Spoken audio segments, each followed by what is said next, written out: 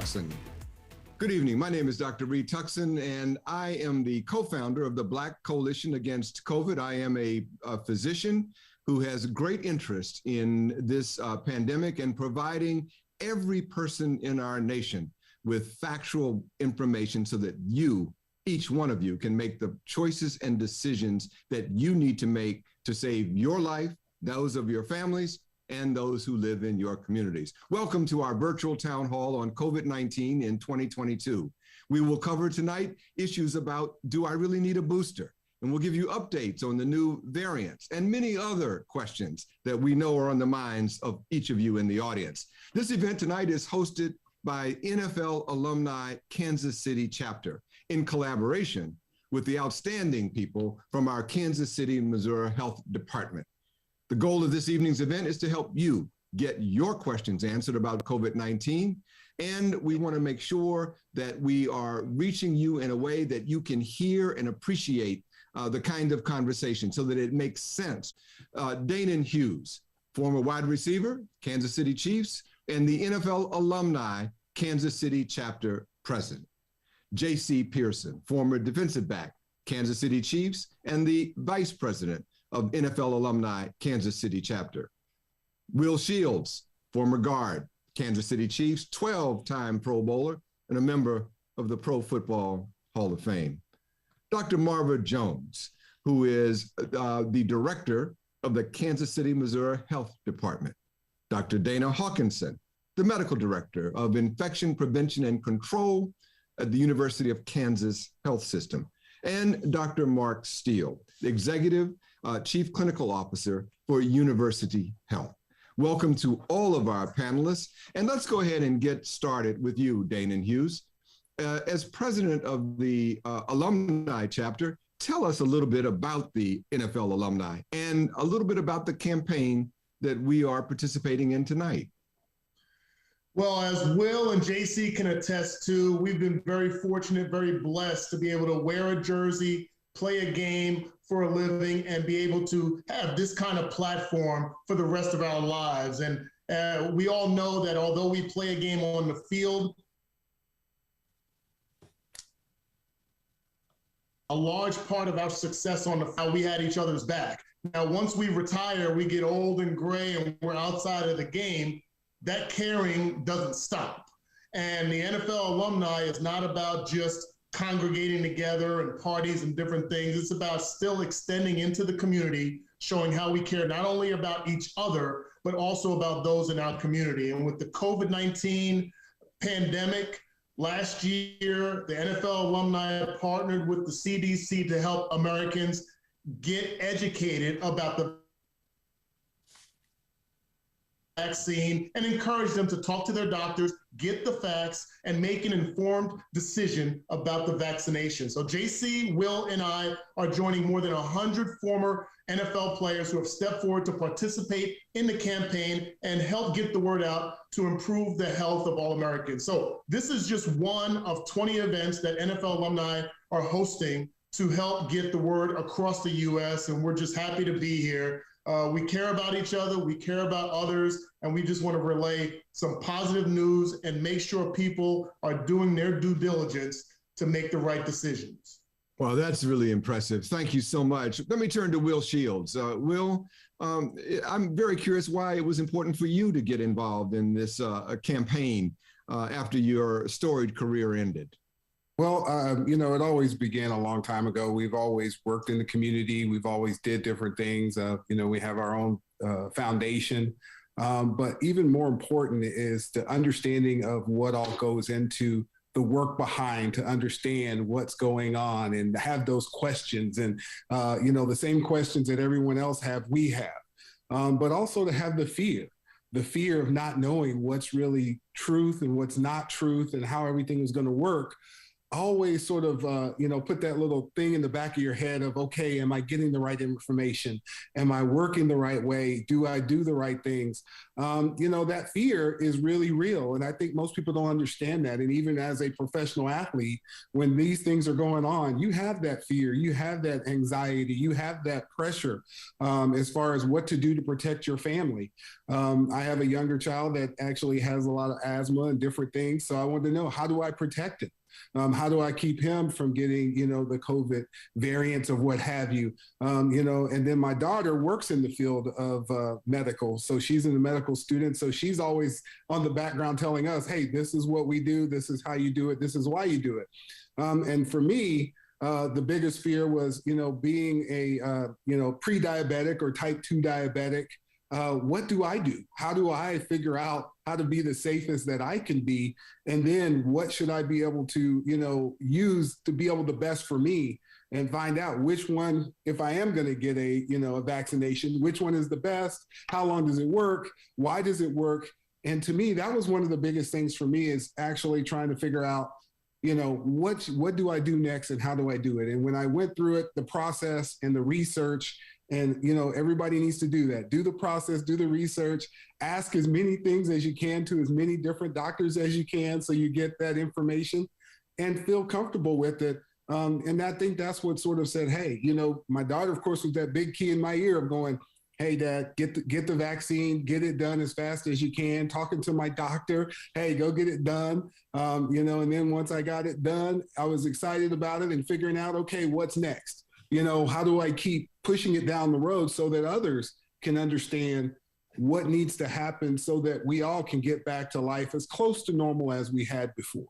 Wow. Well, between you, Will, and Dana, and you guys, and the work you're doing through the Alumni chapter, it really is inspiring. And I think what you're both saying in very eloquent ways is, our lives have to be about something more than just ourselves.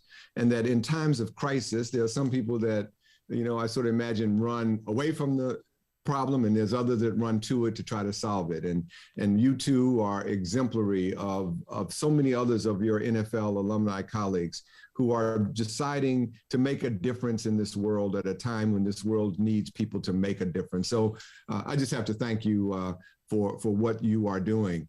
And so to take us into the specifics of this conversation about COVID, I'm really, really blessed that I could bring Dr. Marva Jones in, who is in charge of the health department for the Kansas City Health Department. I must say this, Dr. Jones, as we turn to you to sort of talk about some of the big picture items here, that I would like to just, as one person, applaud you on behalf of all of the public health workers who are facing so many challenges these days. People who are giving them grief, who disagree with public health policies and recommendations, and having their homes picketed and being called names in public meetings. And I just have to say that we are in debt to the thousands and thousands of public health workers around this country who are devoting their lives to saving the lives of others. So Dr. Jones, thank you for the work that you do, and pass that on, please, to all the people who work in your department. We are fast approaching 1 million deaths from this pandemic, Dr. Jones, and we know from the CDC that national data is not nearly as important as local information. So tell us where things are going in terms of COVID in your part of this country. Yes, thank you, Dr. Tuckson, and thank you for your kind words. I will certainly pass along your encouragement. This has been a tough couple of years for public health staff.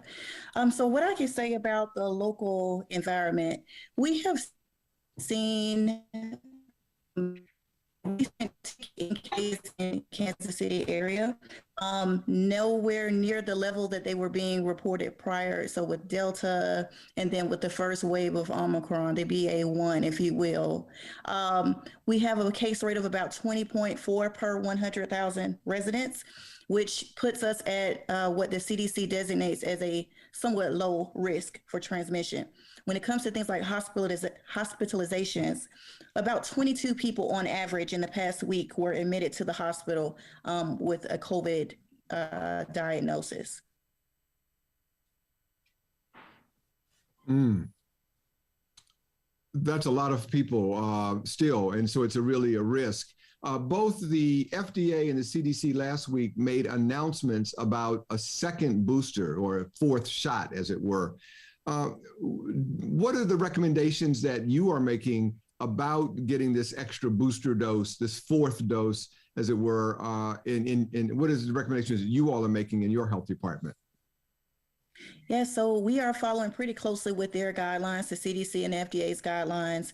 And so for people who are 50 and over, or for people who are 12 and over, who might have some kind of immunocompromised conditions. And when I say that, I mean things like you might be taking medications that inhibit your ability to fight off disease, or you are taking different medications, or you are diabetic, or some people are going through cancer treatments, different things that make it harder for you. We do recommend that those folks go and get that fourth shot or the booster. And so, yeah, especially if you can only get it if it's been 4 months since your last shot. So if you are outside of those 4 months or at that 4-month mark and you fall into one of those groups, we highly recommend you get the booster. Well, there's a lot of people that are trying to make this decision. So we'll come back to this in a little more detail, even as the show goes forward. But I want to turn to JC. JC, we have seen in the media several high-profile athletes who chose not to get vaccinated. And that has influenced, unfortunately, perhaps a lot of other people who may be fans of that particular athlete or entertainer to themselves not get vaccinated. I'm curious, why did you choose to get vaccinated, and what was your vaccination experience like? Well, thanks, Dr. Reed. You know, I think that's why forums such as this are so important, to be able to bring education, knowledge, and awareness to people, and not the people that are just relying on their heroes, so to speak, in the media, and not really gaining the full understanding and knowledge of what all of this entails. But for myself, I made the decision to get vaccinated because I wanted to protect myself, my family. I've got a wife and children, and then the people around me. And I think that's where a lot of people kind of miss the boat, is they look at themselves only. But if you get the virus, from what I understand, and you guys can speak on it, but you can spread it. So it's not just about you, it's about the people around you. And I'm so thankful that I did make that decision, because even after being vaccinated, I got COVID and my daughter got COVID. But I think because we were vaccinated, the symptoms were very mild and went away within 5 to 7 days, and we were fine. But I hate to think about what may have happened if we weren't vaccinated. So very glad that I got that information early and made that knowledgeable decision to go ahead and get vaccinated, not just for me, but for my family as well. Well, terrific. And we'll come back to that story. That is a very important story that you related. Dana, let me just ask you very quickly, though, what about you? Why did you make the decision to get vaccinated?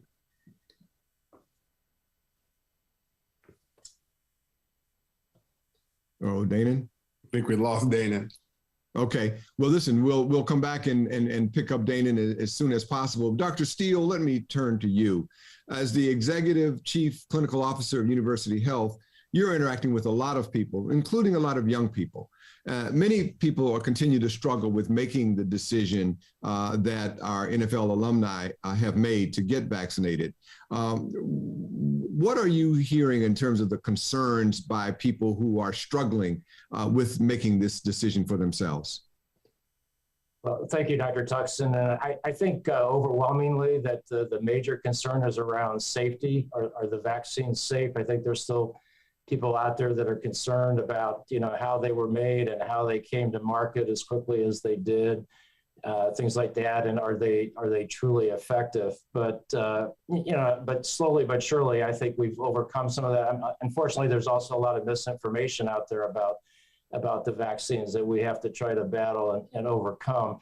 But I can tell you now, as we sit here today, nearly 218 million Americans are fully vaccinated, and over 250 million have had at least one dose. And so that's an awful lot of people now. We've got a lot of experience with these vaccines.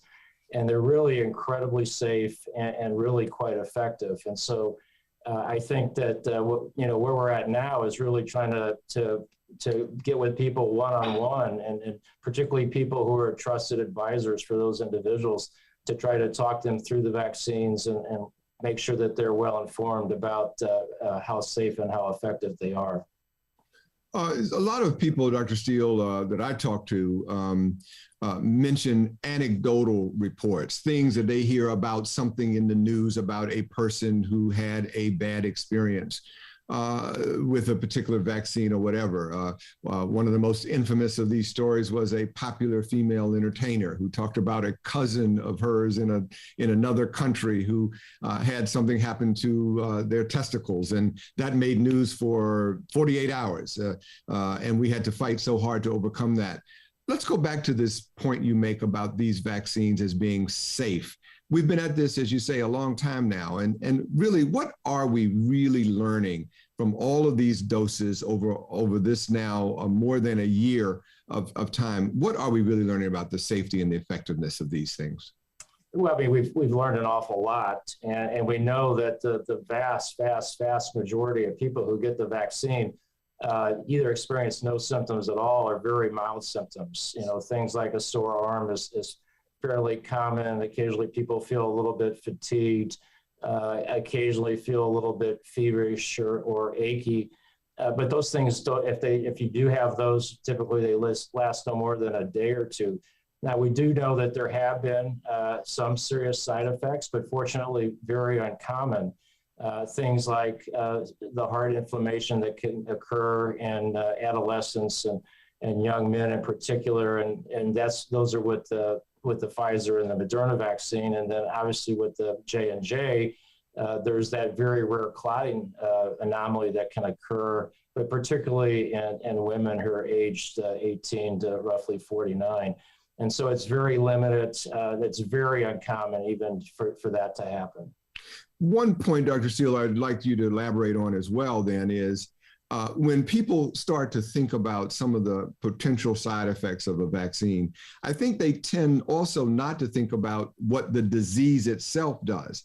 And so can you sort of comment that this particularly, let's say this heart inflammation, which we physicians call myocarditis, which is a fancy way of saying inflammation of the heart, that occurs much more often from getting COVID than it does from getting the vaccine against COVID. Am I correct in that? Yeah, no, that's absolutely correct. And obviously, the impact of COVID, as you highlighted, they're approaching nearly 1 million deaths, and people sometimes want to relate this as just to the flu, and it's just a mild flu, but it clearly is much more than a mild flu, and the impact that it's had on people, resulting in hospitalizations, deaths. And then, of course, we sometimes forget about those who suffer from long COVID and people who have some debilitating symptoms with that can last months, if not a year or more. Well, I'm sure one of our athletes, when we get to the round robin section, is going to ask you about long COVID. So we will definitely come back to that. Let me turn to Dr. Hawkinson, who is an infectious disease specialist. And I want to come back to this point, Dr. Hawkinson, that we heard just a little earlier, that what the benefit of the vaccine really is. Sometimes people tend to think that it is a failure if you actually have vaccine and then you actually get a case of COVID. Would you please explain what the vaccine is really doing, and then why the fact that our athlete was able to still get COVID, but it did not affect him in a very outrageous way? Yeah, I think that's a great question. We have to understand, why are we giving this vaccine? Is it to prevent infection? Infection basically means that virus interacts with your cells and can cause symptoms, can cause the disease of COVID-19. This vaccine was never intended to stop infection, to block infection. What it was intended to do is reduce your risk of having symptoms, of having any symptoms from COVID, but most importantly, having that higher spectrum of disease where you have to go to the hospital or you have to go to the ICU. And this has done it very well. These vaccines have really exceeded our expectations in the ability to do that, to reduce your risk of going to the hospital and, of course, dying. And what we've seen throughout the pandemic in the vaccination period is that they have continued to do this. The vaccines have continued to give your body protection to reduce the chance that you go to the hospital, go to the ICU and die. And this is true even for Omicron. And so I think that is a very good question. We do understand that people can get infected after the vaccine. We do know that sometimes the vaccine offers that benefit of helping to block infection, especially within those first 3 months.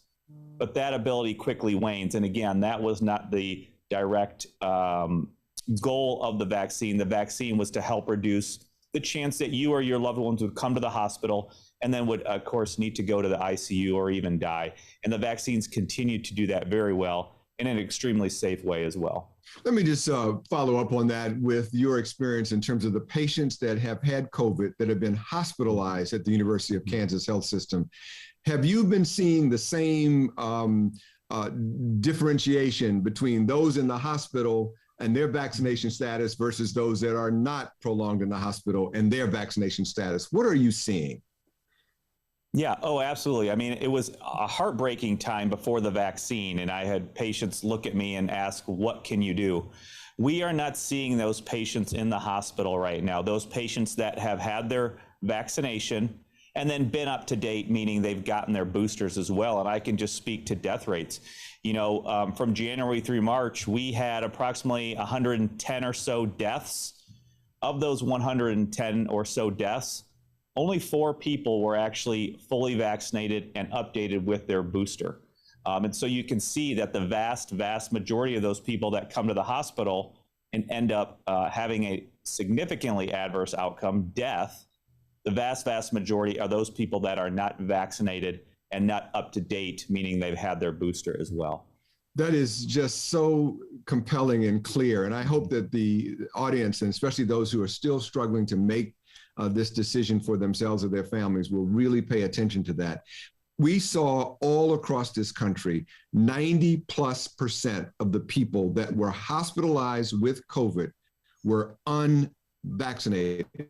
That is a pretty compelling story about what's happening. And we were not seeing, absolutely not seeing people in the hospital with complications from the vaccine. That was also not there. So real life is teaching us a lot. Well, our athletes are members of the community. They have many friends. They have families of their own, all of whom have important questions. And so I'm going to turn to Danon and JC and Will. And let me start with our president, Danon. What question is on your mind, either because you want to know the answer or somebody close to you has asked you to ask them the question? Well, it's strange because Dr. Hawkinson kind of tackled the exact thoughts that I had in my head and some of the questions that have been thrown at me, whether it's through social media or what have you. I almost feel like this entire platform could be echoed with what he just said. Just say it over and over again until everybody can absorb it all, because I think it debunks a lot of the myths that are out there, in that you're going to be totally healed. You're going to be totally oblivious to getting this disease. And what you're saying, I think, needs to be echoed more and more, is that it's about the healthcare workers. It's about the hospitals. I think people should check in with doctors like yourselves that are on this platform, as well as going and talking to nurses and otherwise. In that vein, what are some of the other major rumors, major innuendos that are out there that people need to debunk based on listening to this platform?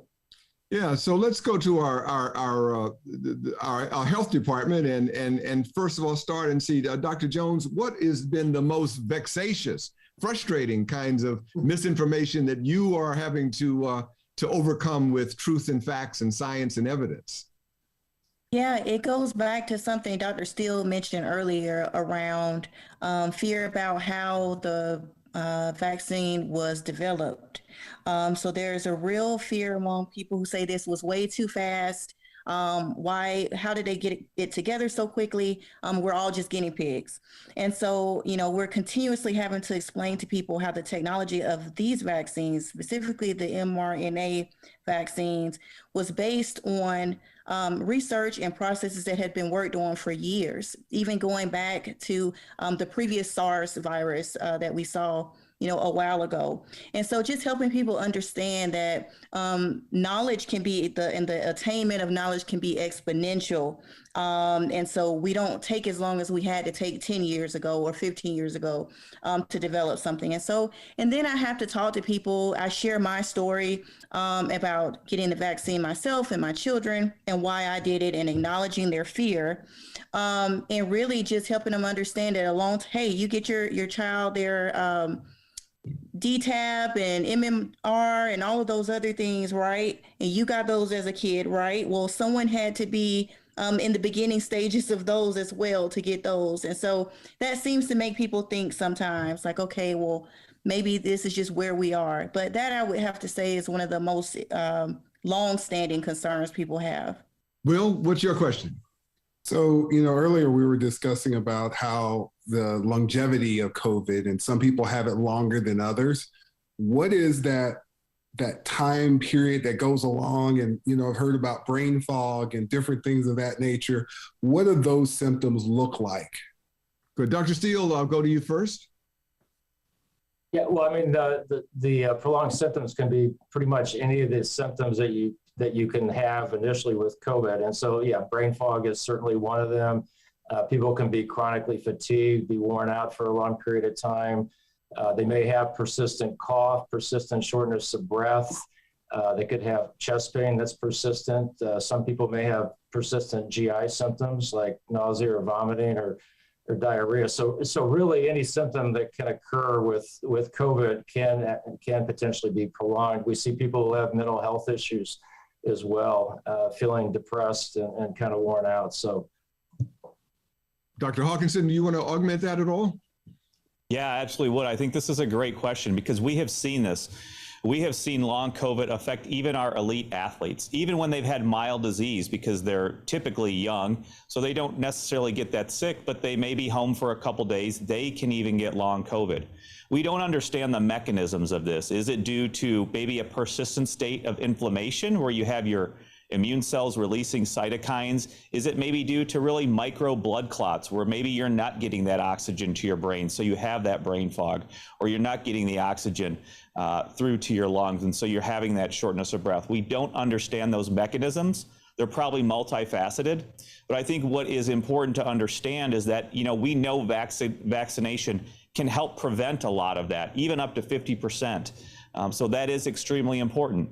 A lot of times the long COVID symptoms will go away by 6 months. But for somebody, if you're telling somebody you're going to have, maybe you can't smell for 6 months, I think that's not as bad as telling somebody you're going to have brain fog for 6 months. That significantly affects somebody's quality of life. We know vaccination can help prevent that as well. And right now there is a lot of research going into long COVID. What are the mechanisms? How do we help those people with symptoms? And other ways to help protect against it. We know that it is difficult to treat, and a lot of the treatments are just symptomatic treatments. So there's really not one magic bullet, but it is time, and it continues to be those symptomatic things, and also retraining your body. Maybe it's helping to do thinking exercises or walking to try and get a reduction in that shortness of breath, or maybe the smelling exercises to help your smell come back. But it can significantly affect people's quality of life.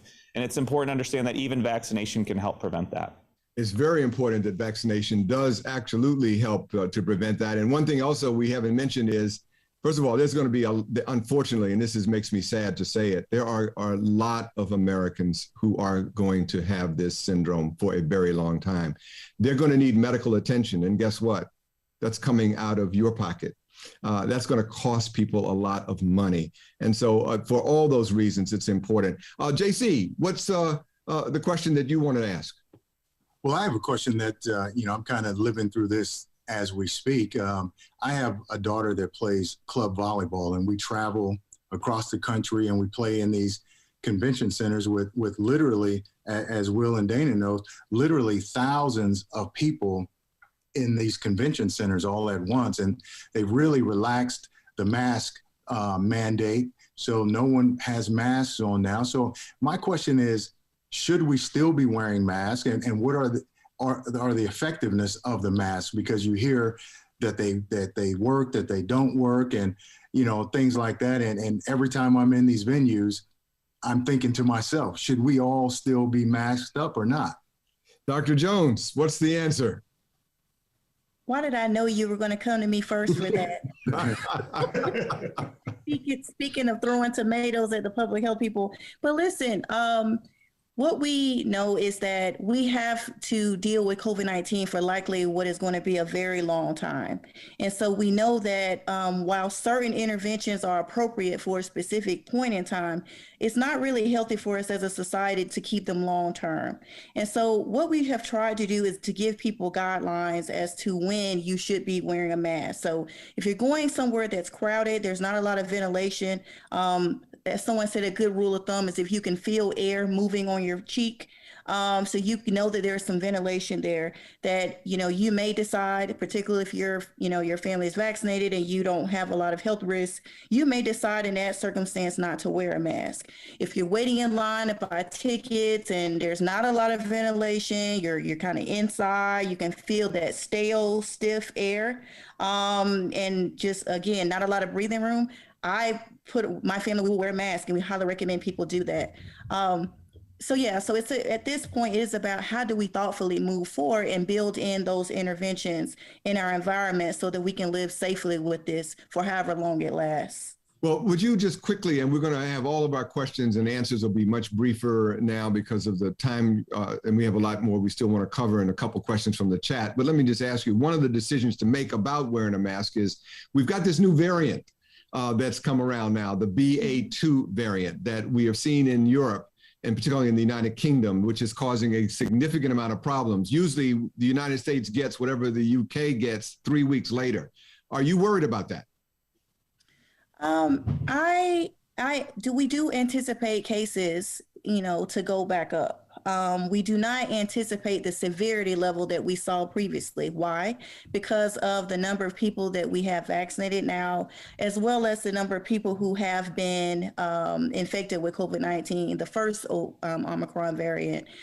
We do believe that we are in a slightly better space than the UK. The UK began releasing some of their precautions much faster before they had attained the level of vaccination and infection that we had. And so I am not trying to make a fool out of myself or our local public health system. So I don't have a golden or crystal ball to predict, but we are not anticipating the same types of waves that we are seeing there. Even though this variant is even more contagious by some measures than the previous variant, we're not expecting to see things surge in the way that other places have. Dr. Hawkinson, there are people, one of the questions in the chat is related to what JC sort of is going through in his family. When can an athlete return to the playing field or the playing court if once they've been diagnosed as having COVID and may have had some symptoms? When can they go back? Yeah, I think it really differs depending on how bad your symptoms were. We know that for high school athletic associations, for example, or college athletic associations, they do recommend that you have a visit with your pediatrician. Again, if we're dealing with children athletes, with your pediatrician, just to check everything over, listen to the lungs, listen to the heart, make sure everything is otherwise sounding okay. You need some time of rest after having that COVID.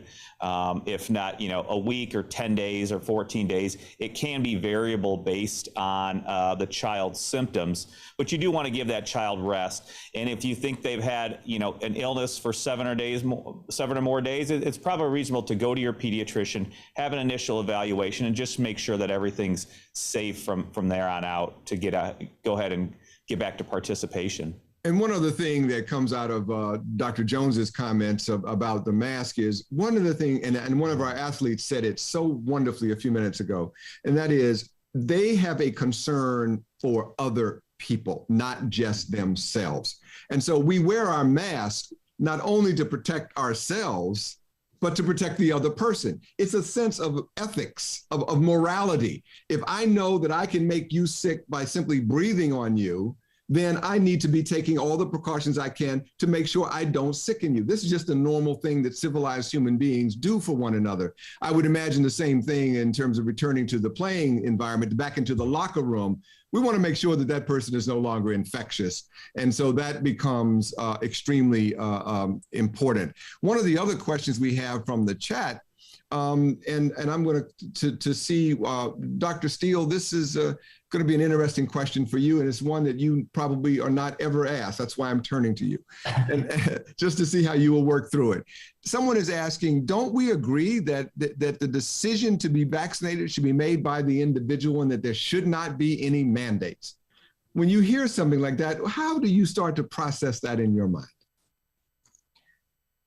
Well, I mean, I think it certainly is up to the individual if they're going to decide to get the vaccine or not. I mean, we know that that some employers have mandated the vaccine, but typically if they have either a medical reason or a strongly held religious reason to not get the vaccine, then typically those exemptions are allowed.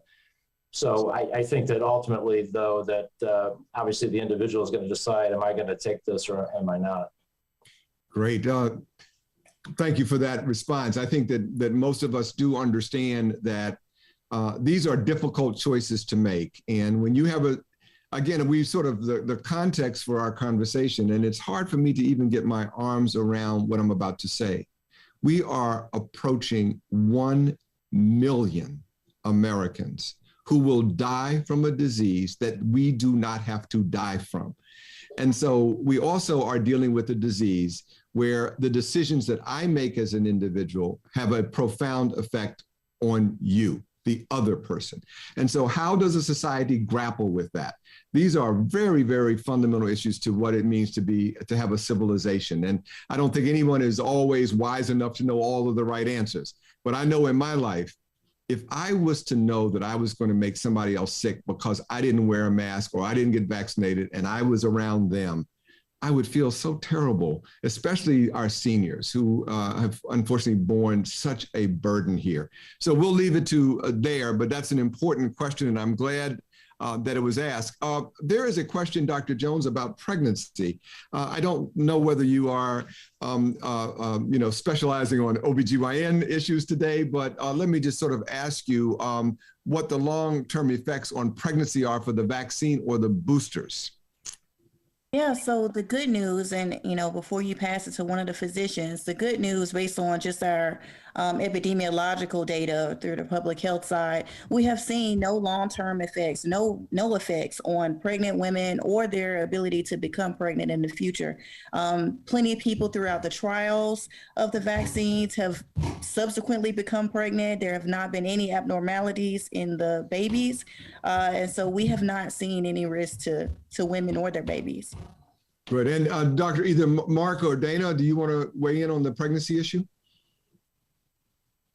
Well, I would just talk about, Mark, you first? Yeah, just start on the flip side that obviously there is a risk for those who are pregnant and get COVID that can be significant. Obviously, they're at risk of more severe disease and potentially ending up in the hospital and even in the ICU. And then also preterm labor is something that's been associated with COVID. Whereas there has been no relationship with between the vaccines and miscarriage or preterm labor or any of those things. Good. Dr. Hawkinson, did you want to augment that? Yeah, just echo that. We know that your risk as a pregnant woman for severe outcomes or for adverse outcomes is much, much greater, on orders of magnitude greater than your same counterpart who is not pregnant. So that can lend to, again, trouble for you, but also trouble for baby. And we want to protect both mother and baby. And we know that vaccination, as we heard Dr. Jones speak, protects people from that, protects mother, protects baby. And again, there are no long-term adverse outcomes from that vaccine.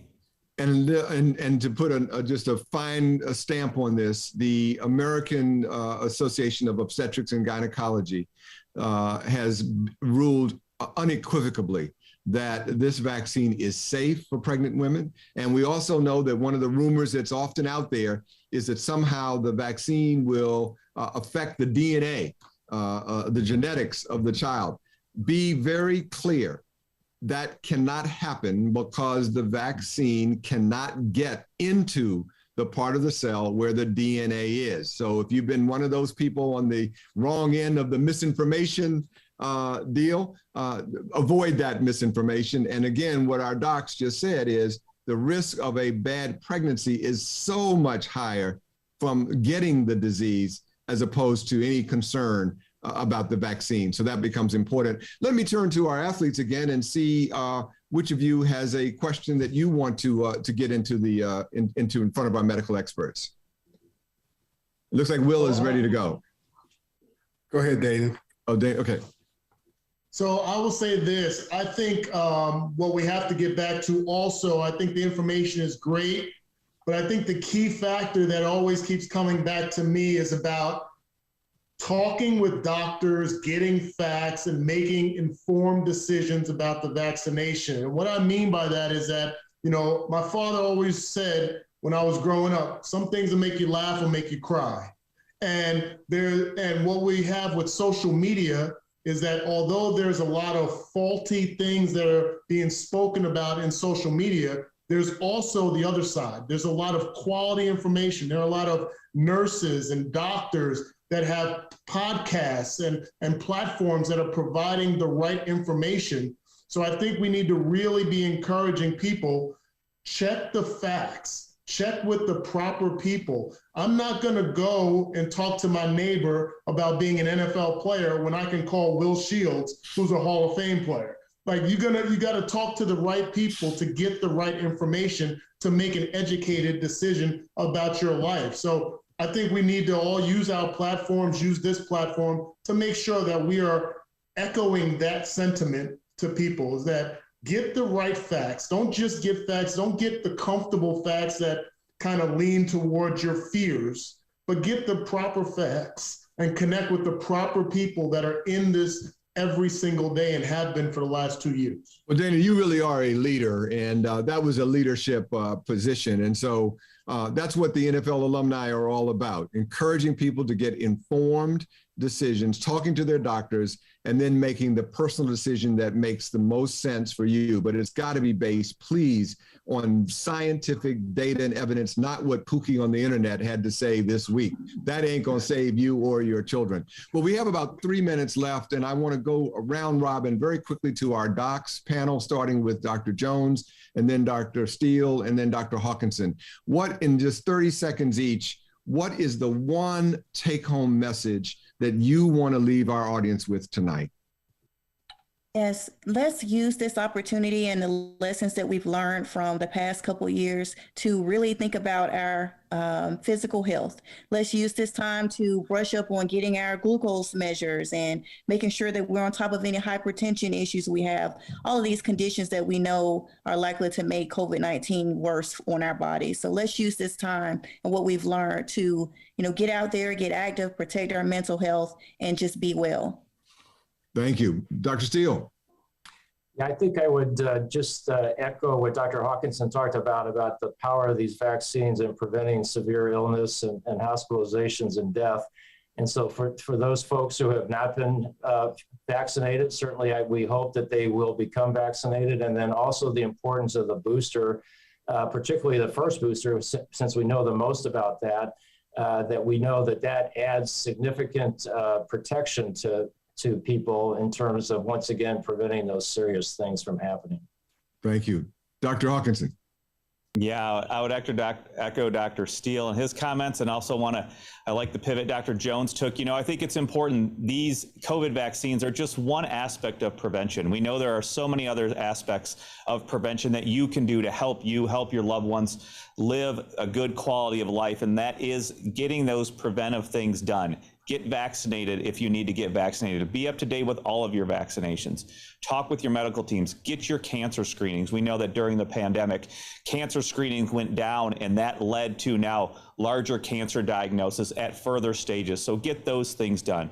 Please do all those preventive things. Keep you and your loved ones healthy. And just back to what you said as well, Dr. Tuckson, you know, this freedom, the ability to wear a mask or not wear a mask or get vaccinated or not get vaccinated, you know, these are freedoms we have in the United States, but these freedoms come with responsibility, and you always have to be thoughtful when you're deciding what to do, because this disease does affect other people. And I just want to echo your sentiment as well. And as we close out, I'll make my little 10-second comment is that I really hope that we can get these booster doses up.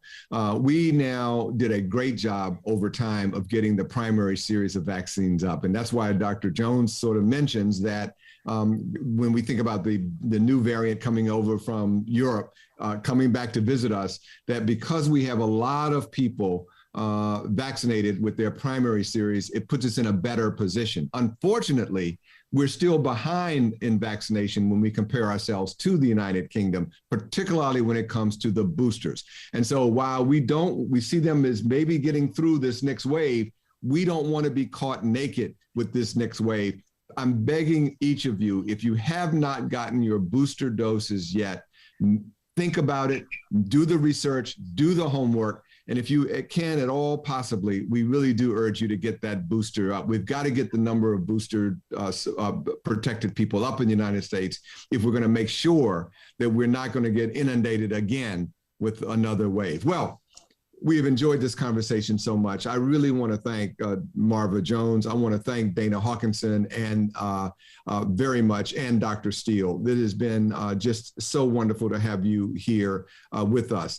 But the special kudos go to our athletes who stand up in the light of society and create the opportunity for their community to have an informed conversation. And so for your leadership, Dana, we really appreciate it. For your leadership, JC, we appreciate it. And for Will Shields, for your leadership and your example, we really appreciate it. Let's keep the conversation going in the days to come. Let's keep doing and studying, but above all, let's protect each other. Let's do the right thing and save lives every chance we can. Have a good day, and thanks everyone for joining us. Thanks to the NFL alumni and Janet Marchabota. We think you are terrific. Bye-bye. Thank you.